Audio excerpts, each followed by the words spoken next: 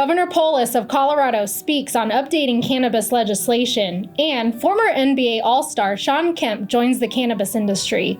This is Lo with Veriheal, keeping you up to date with the latest in cannabis news.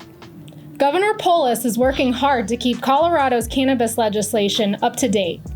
He recently sat down with High Times to discuss what's in store for Colorado, where cannabis was legalized for recreational use almost 1 decade ago.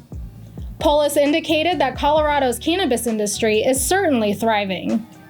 We've driven most of the criminal element out of cannabis, we've generated good jobs, and we've increased quality for consumers, as well as generated tax revenue for our schools. It's really been a great success in Colorado, and frankly, the only thing holding it back from even more success is the federal government.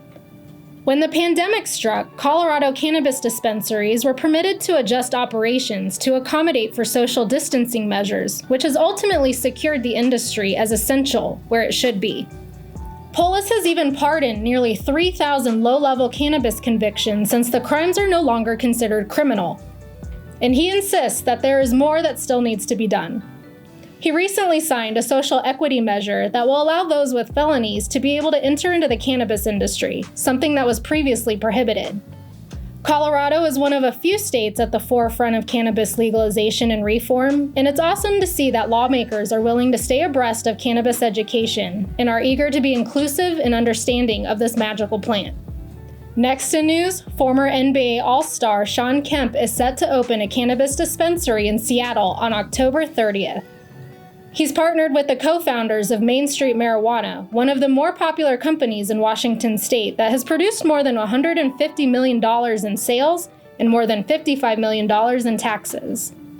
Kemp has stated that he hopes to be an inspiration for people of color to get involved in the cannabis industry. If you're in Seattle, be sure to check out Shawn Kemps Cannabis, located over by the Space Needle. And lastly, Australia has approved a record-breaking number of medical cannabis patients. Last month, over 6,000 patients were approved to use medical cannabis. This is the highest amount of monthly approvals since 2016, when medical cannabis was first federally legalized. Similar to America's cannabis prohibition, Australia utilized the same fear-mongering tactics to strictly forbid the plant, lumping it in with heroin, cocaine, and other illicit drugs.